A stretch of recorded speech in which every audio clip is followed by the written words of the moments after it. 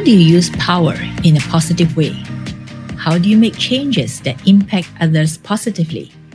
My guest today started an AgriTech business because she believed she could put her knowledge and research to good use.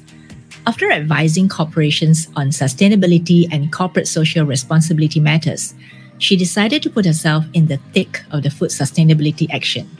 Hello and welcome to Season 5 of the Womenpreneur Asia podcast, and I'm your host, Krista Good. My mission is to uncover the stories and strategies of Asian women entrepreneurs in Asia to help you as you navigate your own business journey. This episode is brought to you by Redbox Studio. If you want to be kept updated on new episodes, do join my email list that you can find on womenpreneurasia.com. Today's episode is with an entrepreneur from Malaysia, Desan. She is the co-founder of BoomGrow, an AgriTech company that is growing clean greens. AgriTech, in layman's terms, is engaging in agriculture with a tech twist. This mother of two and former lawyer never expected she would be in the tech space, but she did know a lot about sustainability. So now let's get into her story. Hello, Jay. Welcome to Womenpreneur Asia. Thank you for having me. So, Jay, where are you today? Today, I am in KL, where I run a business called BoomGrow. BoomGrow is an agri-tech company that is growing clean greens. I also am a sustainability consultant. So I, like a lot of women, I multi-hat. I'm also a mum. So many things happening at one time and having fun at the same time. That's really good to know. But Jay, before we get into that exciting story about your business and how you ended up running this business, I'm sure there were other things that you were doing before this. So could you tell us about that very beginning, even before you ended up in BoomGrow? I started life studying for a degree in law. And I obviously loved languages and loved the idea of the whole notion of justice and whatnot. But also started then, when I started working, I then started looking at fundamental rights. I was always interested in the notion of responsibility and rights as someone trained in law. So that's where I got started in terms of thinking about power, rights, responsibility, but very much compliance driven. So I worked with the government regulator for about 2 years, and that got me also I started confronting with the notion of power. When you have power, what can you do? And it was very much, when you have power, how do you control and manage power? But that got me started thinking, and that was where the journey towards a master's started, where I wanted to look at how can power be used in a more positive way, and especially private power, corporate power. I didn't know that it would land in a PhD. All I was interested was to teach in a university. So that was my plan in life. I wanted to teach in a university when I thought that, look, I don't want to practice at that time or be a government prosecutor. When I left, obviously, the universe always has different plans. I started with a master's and then ended up with a PhD. I started studying sustainability when it wasn't a thing. So it wasn't like, now ESG is very mainstream. It's seen environmental social governance. It's a very busy field, and I continue to advise large listed companies on sustainability today. When I started, I spent many years in the UK, in London, studying this whole early understanding of corporate responsibility in human rights. So it was very much anchored in human rights, and then it expanded, reimagining the corporation. So there are a few distinct learning experiences from that, like how you start from an area that's very new, and then suddenly it grows. And so that was a really nice experience. The thing is, I always feel like when you look back at life in hindsight, the dots connect. But at that time, the few distinct moments was when I was doing a PhD. It was also a huge shift in understanding the company in the UK and in Europe generally. And Tony Blair was Prime Minister. There were no sustainable development goals. It was the Millennium Development Goals, such early days at that time. And we were part of a coalition of 150 non-profits. We marched to Parliament, trying to change the legislation, 150 years of the Companies Act, which was then, it was passed. So that got me thinking a lot about how shift and changes can happen. very incrementally, and how it can start even one person, one individual, and when you combine multi-stakeholder, you can have lots of shift and changes. So came back with lots of wanting to make a lot of difference, came back to Malaysia and planned very much to stay in academia.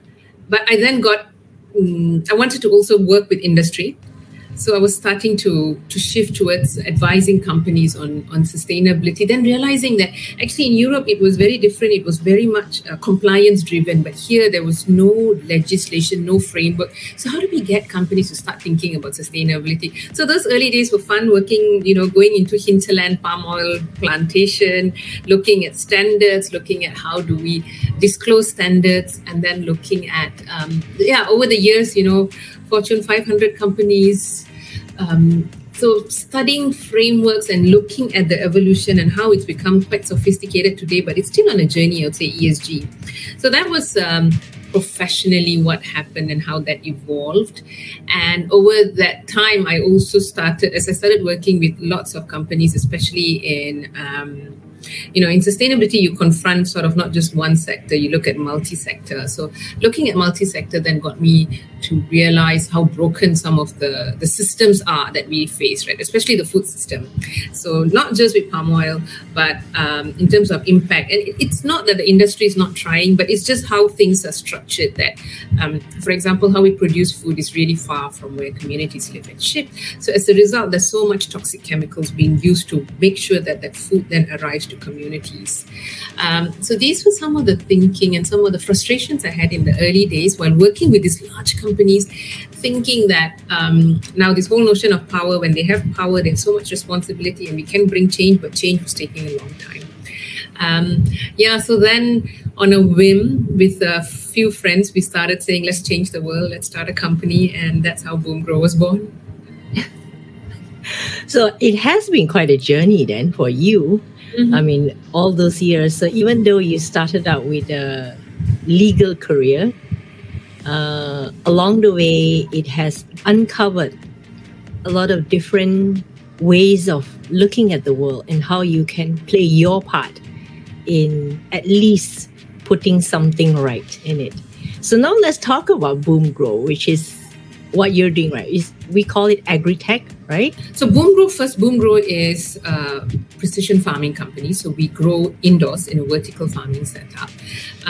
So when we are precision farming, we can control inputs, water, light, humidity, and then maximize output.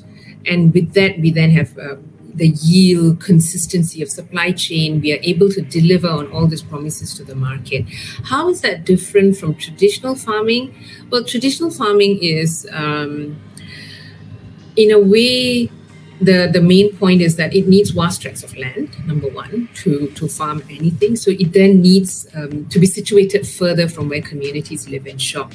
And there are, of course, traditional farming is large, right? And it's very wide in terms of whether it's farming for food or whether it's commodity farming. But traditional farming itself has been the way we've supported ourselves. But the acute focus today is that with the issues around biodiversity, issues around environmental conservation, can traditional farming continue to function the way it does? Most likely not. Things have to change and shift. Can we completely move towards regenerative farming? Not yet, because it does become very expensive, because regenerative means you are regenerating the soil. So that's when technology is coming in, and where it's very exciting space to be now, because technology can bring in that kind of transformation that not just enables new farming like vertical farming, but also transforms traditional farming, which is the open farming, where they have now sensors, IoT, they have all this machinery to enable farmers to become more efficient. And one of the challenges is people continue to see, this new farming, vertical farming or hydroponic is displacing traditional farming. But actually, the better way to look at it is they're very complementary.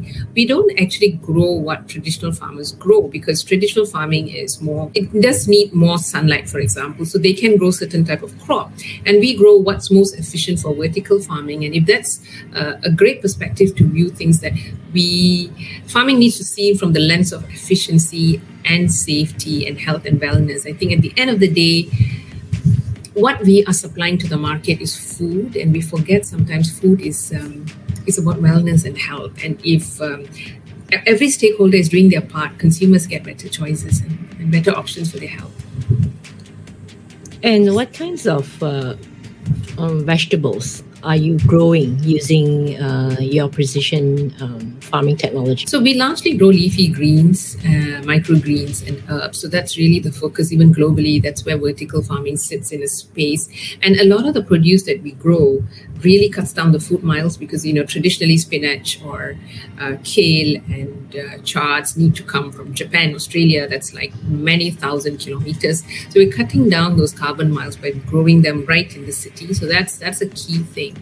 And we are also able to grow with like 95% less water. We're very water efficient, and because we are so close to the community, we only deliver around 20-kilometer radius. And if we have demand beyond, we put a new farm. So that's also the philosophy where we really look at the environmental impacts. Obviously, we can't address every issue. So it's not like what I said, we can only grow what's most efficient. We can't grow paddy in there or wheat. It's not efficient. It doesn't make sense. So the traditional farmer continues to do that. We grow this, and we grow this well, and we offer the market something that's essentially import substitution, which then keeps the funds in the country as well and feeds on food security, which we feel is a key area where we really add value as an organization. Have you always been a vegetable lover? That's a big question. Yeah, no, I enjoy food broadly. And I think when we work in vegetables, we also deal with lots of chefs, some of the best chefs in the country. And that gives us lots of perspective around how food is used, how food is sourced. And while I do love my greens, I do love my vegetables, I love to see how they are used in pairing with everything else. So that's where it gets very exciting. And when you work with all these chefs, because sometimes we look, it's just a leaf, what can you do? And they come up with so many interesting things. So I suppose that's the fun part of the job, because we get to work with some of the most creative people in the food industry, and we see that we are feeding on their creativity, and that can be very rewarding. So that's the best part of the job. Okay, so let's talk about what's not the best part of the job. I mean, what's really not the fun part about the industry? And I'm sure that there are, like, every industry has its own challenges and setbacks. So what are some of those in your own? Yeah. Oh, there's loads. Yeah. I mean, continue this for a long time. See, the thing about AgriTech is it's in a way a new industry. Yeah. In a way, seen as disrupting a traditional industry. But I've also established that should not be seen that way. And when it's a newish industry, then there are no standards and regulation have not quite caught up. So one of the things we struggle with is, while we have good agricultural practices and we get certifications for that, but because we farm in water, hydroponic, so even globally, the certification hasn't caught up for that. So that again, we see that as, okay, now we as industry need to work with government, the Department of Agriculture, to work on those standards, which is also, my PhD was in standards and sustainability. So in a way, it kind of fits perfectly the issues and the challenges. But I also know that the regulation needs to catch up, because consumers then need to understand what they're buying, and that's fundamental. So that's one of the main issues that we have in terms of standards for the kind of production that we have. Number two, I suppose, there are very few AgriTech companies, and they are largely a male driven. It's a very male driven industry. And I find that fascinating, because most of the people who buy our produce tend to be women. Oh, there are men who buy as well, but a large chunk of our produce is actually bought by women. So I see having a female founder adds a distinct dimension to BoomGrow, but also, I think it's just traditionally how farming is seen. It's men go into that industry, and very few women are there. So we have a few female biotechnologists, and I'm very passionate about building more diversity. And I would say, as an organization, we are on the journey. The other thing, obviously, as I hit that, is talent. Again, I sit on the curriculum of a few universities, advising them, because the traditional understanding of agriculture is really, I know I need to learn plant pathology, I need to learn the sciences around it, but the understanding of technology is really not there, or it's not been married as yet. So as an organization, the kind of hiring we do today, we don't look like a traditional farming company. We hire mechanical engineers, electrical engineers. We hire people who've got software background. And then we bring in the biotechnology. So we're bringing different people together. But the academic curriculum has not caught up with that. So that's another challenge that we see. As we grow as an organization, the universities need to catch up in terms of where the students are coming from. So these are some of the main challenges we have currently, apart from, all the other regular supply chain issues. COVID taught us a lot of things. One of the key things was supply chain resilience. We didn't plan on hitting, because when we started, we just really looked at hotels and restaurants, the F&B industry, and that was our main focus. But we had to very quickly get into and set up an e-commerce platform and start selling direct to consumers and building a farm in COVID. So I think those were, lots of war wounds and hard stories over there. It kind of built us as a company, and we've stayed together and really, so many stories out of that. But it built us as a team. And we learned a lot. We learned how to be more resilient, more efficient. But I wish we had more time to catch our breath. You mentioned that you first started by thinking, okay, you're going to sell to hotels and restaurants. And then you had to quickly also serve the consumer market. Was it because the market was asking for the greens, or was it because you felt that, it's good to cover the B2B and B2C market? We obviously knew we had to always go B2C. Definitely that will give us the reach as a brand, as a new brand. But we wanted to take it a bit slower. But during the pandemic, there was just demand. That demand, we outstripped supply in a way. So we had to... And I guess the demand has not stopped, right? Even though the pandemic has slightly eased off a bit. Yeah, I think because of even now we still have supply chain disruptions. We've now gone to supermarkets, so even we see that some of the traditional brands that are coming from overseas have now still can't come in, or they're still not consistent. So that's helped us a little in terms of building brand penetration. So definitely, yes, demand is high for good, fresh produce. I understand that journey that you had, wanting to create a little bit of change in that system that you saw that wasn't really ideal, right? But how is it that you woke up one day and said, okay, let's do this. Let's start a company called BoomGrow? I wish it was that. It was a very iterative process. It wasn't. Yeah, we did incorporate a company. So at some point we knew we had a viable business, but it started because my co-founders and I, as we came from different industries. So I was working in sustainability. I knew it was broken. Something had to be done. I'm married to one co-founder. So my husband and I have started the company together, but he's the numbers guy. So he would be always like, does this make sense from a numbers perspective? But obviously over the years, he's also become very aware of the whole sustainability aspect. And our third co-founder, when he was building modular homes at that time, and the conversation started look, it's not changing people, because when people live in the homes, even if it's a green building, you still continue living as you do. And I'm writing reports for all these green buildings and saying that I don't see any transformation. Society still remains the same. We feel that we are buying on a green label, but it hasn't changed us. So that's where it started. And we started having this conversation saying that people need to change how they eat. And obviously, having lived abroad for so many years, we came back and I was also having children at that time. Our children were very young, and it was just so expensive to find good, fresh produce. The organic produce is 40 times more expensive than the regular ones.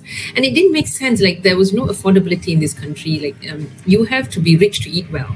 So that was a very major pain point for me as a young mother.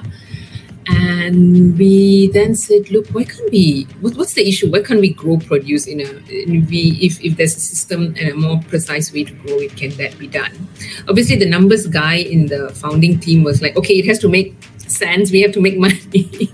So that was good. It got us a bunch of dreamers, but also we started that. We took a very research-driven approach. So it was not, okay, we wake up tomorrow, there's a problem, company started. So I took, in a way, because I had a PhD, so we took a very research-based approach to it. Let's start with, let's look at aquaponics, let's look at a different systems of how this is done and see why it can't be done, and then talk to traditional farmers. So lots of engagement there. So it took us a couple of years. It took us about 4 years in the early days. So it was a little bit of a thing we did as we continued with our regular jobs. And then we knew we landed on something when we patented the system. Yeah. So we developed a system that was resilient enough that we knew that, okay, we could plant and we could consistently grow. And the government, we went to the government and we presented the idea, and we did get lots of support. AgriTech has been a supporter, SME Corp. So I would say that's when, and the company was incorporated then. So the company is now about 8 years old. So it's been quite a journey. It wasn't one of those things you wake up tomorrow and say, I'm a tech entrepreneur. It was really, I would say, lots of little bits. So I would, like how the PhD was built on lots of research, lots of building blocks. So I would say this is the next big project in life, but it's taken a life and complexion of its own now. It's a growing company. We have got about 33 employees, and it keeps across the whole spectrum. So I would say, yeah, if I knew how hard it would be, would we do it again? I suppose yes. Yes, still that's a good answer. Yeah, but we were the short answer would be we were quite naive. I think one of the things that enabled us success was we were quite naive. We didn't have any of those presuppositions that people with a more traditional understanding of farming had. We came from very distinct backgrounds, and that enabled us to and we were very open to asking questions and learn. And I feel like this is the age where you can learn anything because everything's available. It's just how much you want to tap and learn.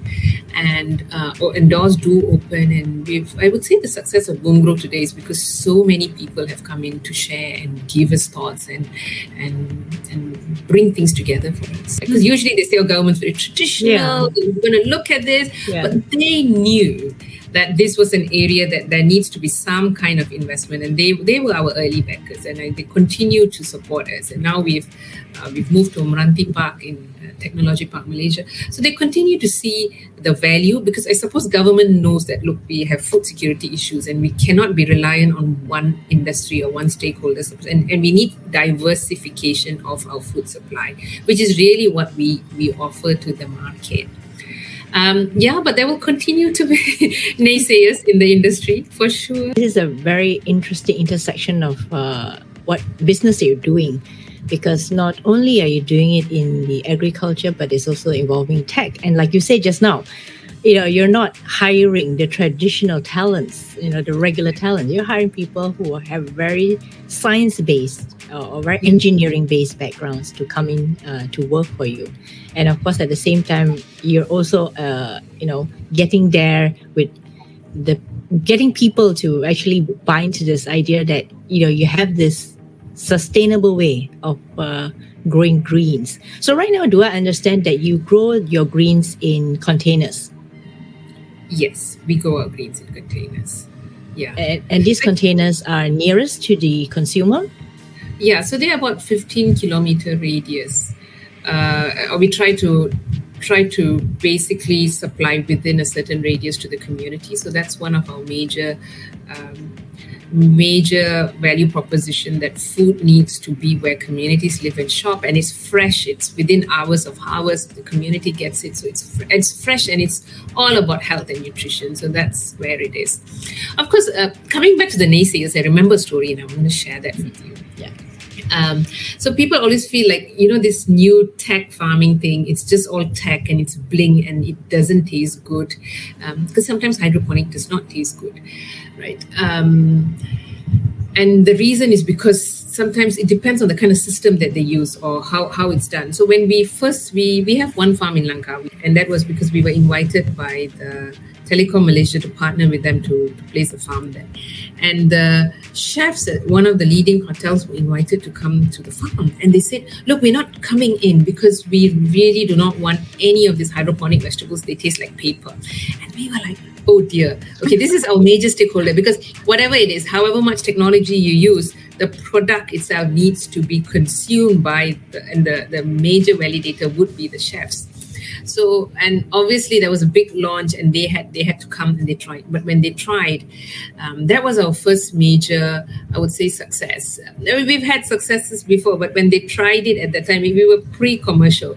So they said, look, it really was fantastic because of the controlled environment. We managed to get not just the taste, but even the smell, the whole experience of having a vegetable reminded them of really what farm to table was, and immediately that was a great validation. So I'd say, so even the consumer sometimes will be like, is this really going to be good? Is this healthy? So it's not just like the different other stakeholders, right? So it's also, what is this about, this whole hydroponic thing? So the taste test for us, working with all these major chefs in the country has also been a massive boost for us to tell us, look, there is demand for good produce, quality produce. And similarly, when we went to the B2C segment, we went direct, and we are now in supermarkets as well in Klang Valley. The reception has been really very good. So that's telling us that consumers are actually very open as long as we are transparent. The key is transparency as an organization. So people know that we are close by. This is who we are. This is what we stand for. And what we bring to the table. Consumers are very open to new ideas. So that's been a good validation here. That's wonderful to hear, because definitely at the end of the day, it's really the product, right? Because at the end, if you grow it, and how long does it take to grow the greens? It typically depends on the kind of produce, but we can grow 3 times more efficiently than outdoor farms. So we're much faster, right? It depends on which produce is that's been asked for and things like that. But because we can grow faster, we become more efficient. So that's on the efficiency scale.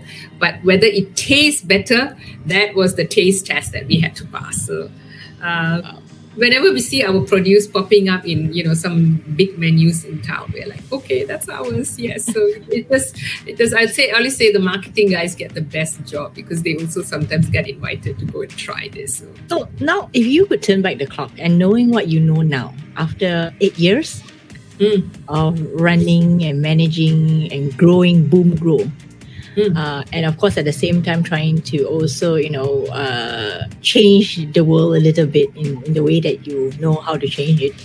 What would you tell a younger version of you about running this business specifically? I tell myself to celebrate more. Right? I feel like, when you're running a company, in fact, I have always had 2 companies at the same time running. You're constantly running. Okay, finish this, go, next, what's next? Okay, we've done this, we've cleared this, next. So there's always it feels like a constant hamster wheel. And I know a lot of people feel that way, but when you don't pause to celebrate yourself individually and celebrate more with the team, I feel like it becomes a bit more like everything's challenging or painful, because there's so many little successes and large successes that we've had. So I would say that will be a major thing. I'll say that,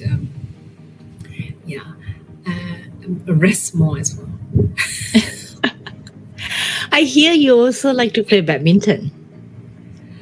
Actually, I don't. My children do. Do you play with them? I'm really bad. So both my husband used to play quite competitively, and now both my children play for the state. They play for KL, and so I'm a sports mom on the weekends, and I walk around with a bag full of stuff. I sit at badminton halls for all their competition. But yeah, I play socially. I'm not very good at it, but I play socially. Any hobbies of your own? I've always been a reader, so I would read, and whenever I have time, I would read. And chilling out with the kids. The boys are now 12 and 14, so they are at the age where, it's good fun. Like, I have really good conversations with them, and I truly enjoy spending any downtime with them. Okay, the thing is that usually in Womenpreneur Asia episodes, I will talk about the business first, of course. I mean, this is really talking about business and having our listeners learn about, how different businesses are run.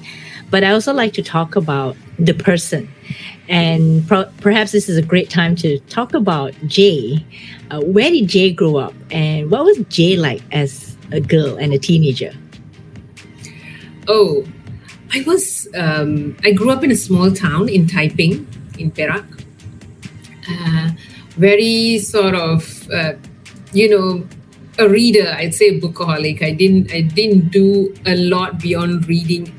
By the end of, I think, school year, I finished almost all books in the school library. So very much a reader, and I think that triggered a lot of how it triggers your perspective and things like that. 2 sisters, so lots of good fun childhood. Taiping is a lovely town to grow up. Lots of good food, and also lots of rain, right? Yes, rain. Yes. Lots of rain. It's like one of those. You think of childhood as. Can't get better than that, because it's quiet, it's a nice quaint town to grow up, and then when you go around the world traveling and you realize how privileged it was, a really nice childhood. And then at some point, obviously the reader in me, I knew I loved languages and I loved words, and sort of thought that I'll spend a career in law. And I think that's because you're Malaysian, Asian kind of thinking, law, engineer, you don't know beyond. So that were the only career options, and that happened. So that's where I set my heart on saying that I'm going to go there.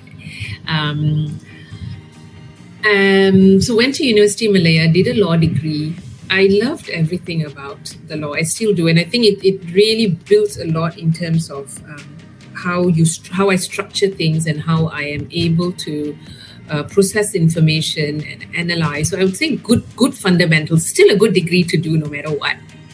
Yeah, and also then triggered was where the springboard for all this other thinking in my life. And I'd say one distinct thing that if I go back and moments in childhood in sort of 1986, apartheid, South Africa, the thing that I took away from all those experiences was that actually the companies, when there was a movement, the Sullivan principles were created at that time that said that if we have an economic sanction and that will impact a country, I think that's when I realized that, look, if we can control how companies are managed, we can really change the economy and change how things are run. I suppose that was the early days. I was very passionate about this thing. That's why I always thought I'll be a lawyer working in human rights, right? And then in hindsight, realized that, I still am impacting somewhat of rights, but looking at it from a corporate perspective. So then after uni, went on to work as a government prosecutor. So very much looking at the securities laws. And I was so naive when they said, now this is the SIA. I thought it's the airlines, little thinking that it was the Securities Industries Act, but learned a lot about compliance and governance. That was the start of it. And again, that's where it triggered me to start thinking about this whole notion of responsibility, accountability. And I would say one key theme is I'm very driven by work, and I've always been driven by it. And I need to find purpose in the work I do. I need to believe in it. And when the systems don't work, it kind of has frustrated me. Like the legal system has its own frustrations, and even the current system, the AgriTech system, has its own frustrations. But it's that ability to thread through those systems that are baffling. Why do I still do the things I do? I suppose it's because the fundamentals, right? All those reading, and that, look, if you try hard enough and you chip away, you can make a difference. And a lot of it were started at childhood when, those early things that your parents pass to you and say, you can still get up and do it and do those things that you do.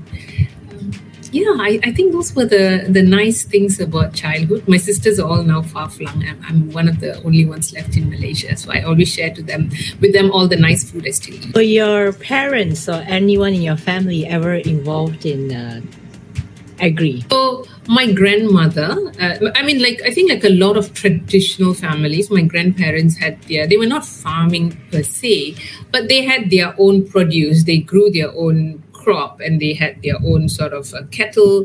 So you grow up seeing this. I mean, we grew up in a terrace block house. My father was a government servant, so it was already very much, the 80s, where this is how 80s Malaysia, middle class. But I saw that other side when I went to my grandparents' home, and I think there could be some triggers there, because today my children, with BoomGrow, they're more aware of where food comes from. But because previously, for a lot of kids, food comes from plastic packages in supermarkets, right? So we were privileged enough when growing up that you could see that this is where food comes from. Until today. Then what about now personally? Who has had a tremendous impact on you? It's hard to name one person who has had a massive impact, but because I think in different phases of your life, there are different people who flag you off. And I would say it's the blessings of all these people at different points. When I was at university, there were a few professors who really sort of flagged me towards the PhD, and I'm really grateful for sort of their belief, because I'm the first. My parents never went to university, and the fact that in the family now there are 2 PhDs, it's because of the belief of some of these teachers, right? So they've had massive influence. And then my PhD supervisor, I would say, has been a massive influence in terms of how to think. And now I would say my children, because my children continue to inspire me in terms of looking at the world, at the kind of perspectives that they have. So they continue to give me hope. I am a workaholic, and sometimes because I thrive on work and I enjoy what I do, and I'm lucky enough to have found a space where I feel like my talent is being harnessed in the right way. I don't feel like there's a distinction between work and life. And I'm married to a co-founder, and we kind of work all the time, and the kids get involved with understanding the work as well. So it doesn't feel like I'm working all the time, but at the same time, sometimes you need to stop and say, look, I need to enjoy and take a moment to say, yay us, yay me, yay team. Yeah, so that's been massive. And that would also bring us to talking about how does it feel like to work with your spouse? I'd say because we sort of complement each other in different ways. I'm more of he's more big picture numbers and things, and I'm more of the stakeholder management and PR and things like that. So it works really well. As a team, we make a great team. We also, and personally, we're also growing together, right? Like it's these experiences we have, these commonalities we have, and we find that it impacts the children. In the early days, we used to deliver some of the veggies ourselves, and then the kids used to follow. They're like, this doesn't seem like a trip, like a holiday. It looks like a trip where we are working. I said, work holiday. Yeah. So lots of good, and I see insights about yours. I think when you work with your spouse, you see things about them that you don't see in the personal space, right? So that's also really good. But at the same time, it does feel like we work a lot. We do work a lot. So I'm sure your children have seen you in the early days, like you said, delivering the greens. And then now I'm sure they can see this huge difference, right? Now, probably, you don't do this stuff anymore. And that itself to them would be like, wow, the company has grown. And so because of that, I'm going to ask you, what are you no longer afraid of? Oh my God, I'm no longer afraid of, or it's such a great question, because I've become so brave now, right? A few years ago, I would worry about the impact of what this business where will it go? How will it head? Maybe I'll answer that by saying, what am I? I'm bold now because I just feel so much confidence in running everything that I feel there's no problem too hard, right? So I used to be, so let's go back to that zoning. There are lots of things. But I am not afraid of, in a way, like you fear, you have all these fears of failure, fears that what if it doesn't work? What would anybody say? What is the worst thing? I tried. I'm at the right place, right time. Why not tap on the resources of what's available and allow myself to go with the flow and achieve whatever. If we miss the mark, so what? So I suppose the answer is I am no longer afraid of missing the mark, of setting standards. I'm no longer afraid of that because I just want to be happy and I'm purposeful and I know that the work we do is creating impact. Yeah, I've never thought of it that way. So thank you for asking that. Thank you for answering that in your most open way, because I love asking this question, because sometimes people never stop to think, what are you no longer afraid of? Because a lot of people are afraid of a lot of things, but over the years, perhaps running a business, especially running a business with all the uncertainties, all the risk, everything coming at you at one go. And then we never think like, what am I no longer? But that confidence is built slowly, isn't it? It's not like overnight you became. That's it. It's not like, I couldn't answer it coherently because I had to think. Because if you asked me 20 years ago, Jay, will you be running a business? Will you be someone in tech? I'll be like, what are you going on about? The only thing, it would never be in a horizon, in a space, right? Like small girl, small town typing. I'll get a job, I'll work, we'll see where life takes you. Who are you? But now today, the person I've become, you're absolutely right, Krista. It's incremental over the years you just build, and suddenly you're like, bold. What's the craziest thing you've ever done? And you can't say BoomGrow. I can't say BoomGrow. Oh, wow.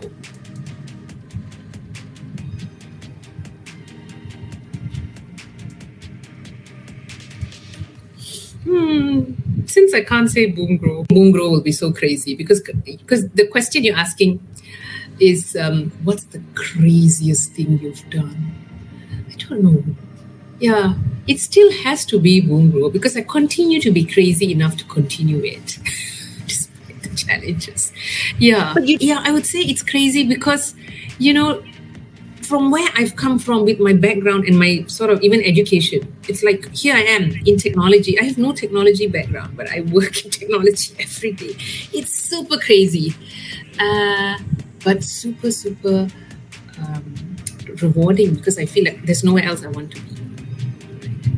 This is where I am. This is the space that I continue to thrive. And like what I say, I love working. I love the kind of work I do. I enjoy connecting the dots, those distinct dots, and pulling them together and seeing people in the organization also continuing to thrive, that we're creating this whole BoomGrow world and the consumers enjoying it. Yeah. I think that itself is the reward for you.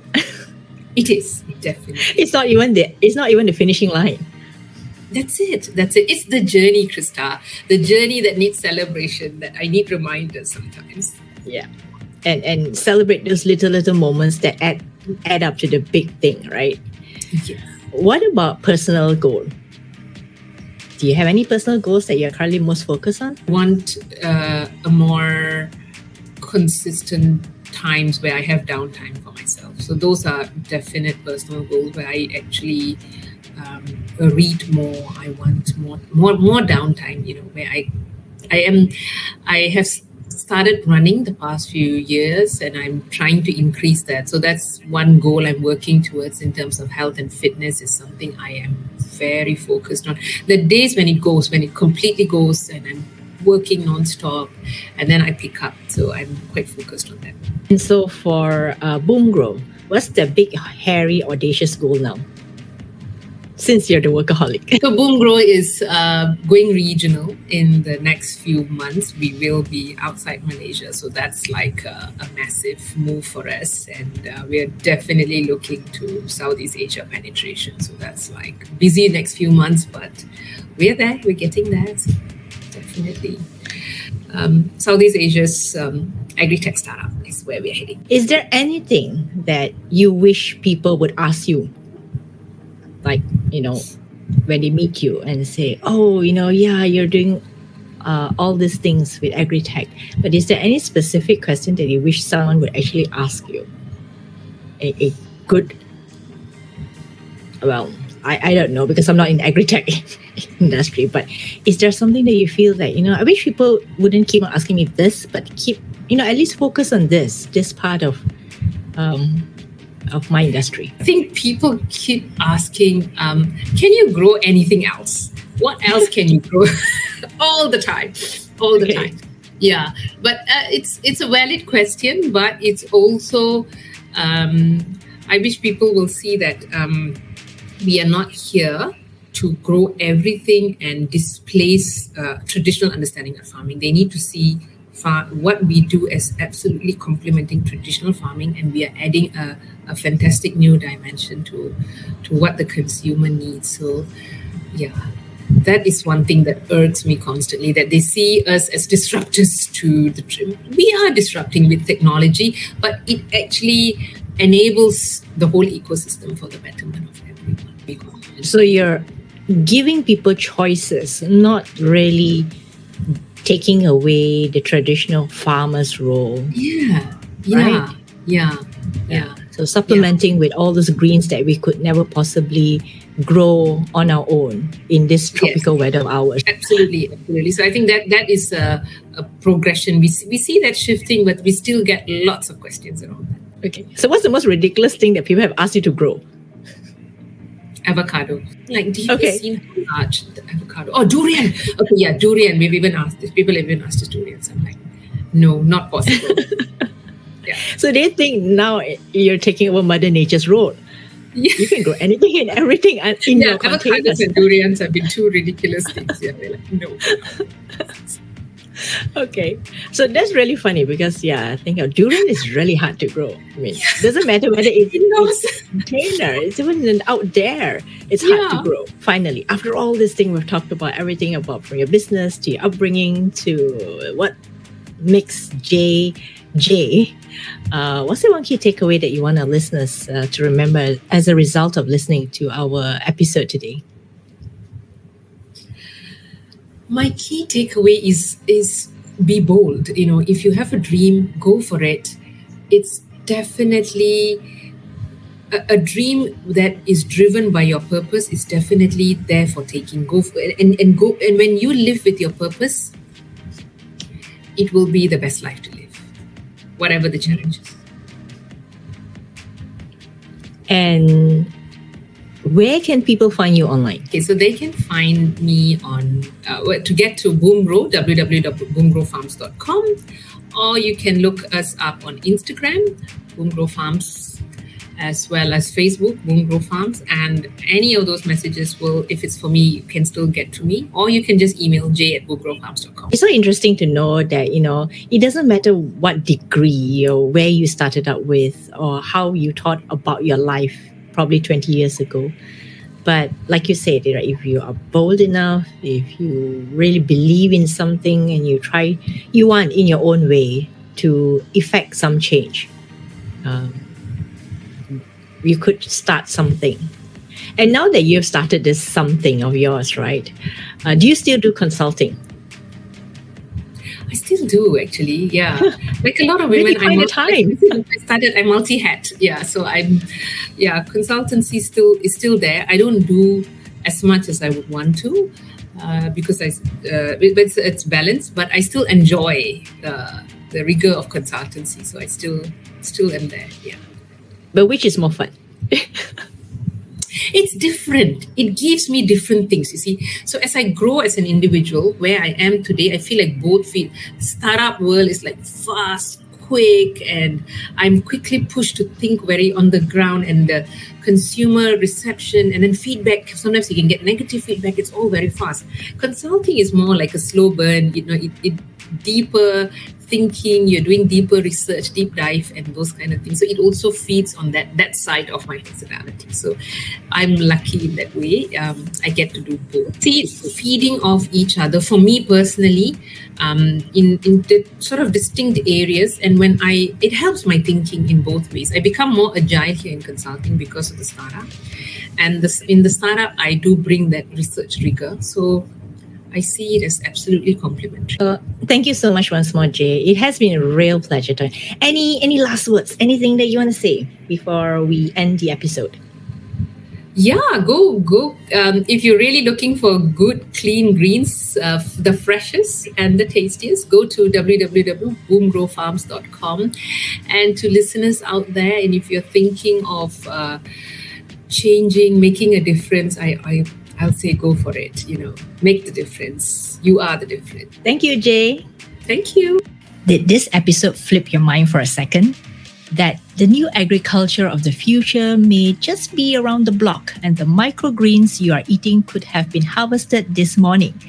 Or that the new AgriTech workers of the future are mechanical engineers and software engineers with a passion for sustainability and food production. Jay didn't get into this business by planning. She came to it gradually over the years by unwrapping layer by layer of her understanding of various stakeholders in the system that she was trying to improve or help. Fascinating indeed, isn't it? Now, here's a fun fact.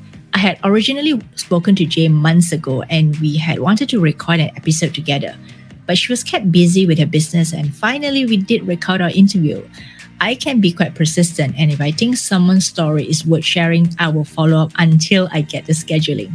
Email me or leave me an audio message and tell me what you think of this episode and whether this has given you another perspective on food sustainability. On another note, I want to say thank you to Vern, who recommended Jay to me. Vern, if you're listening to this, you're right. Jay was a pleasure to talk to.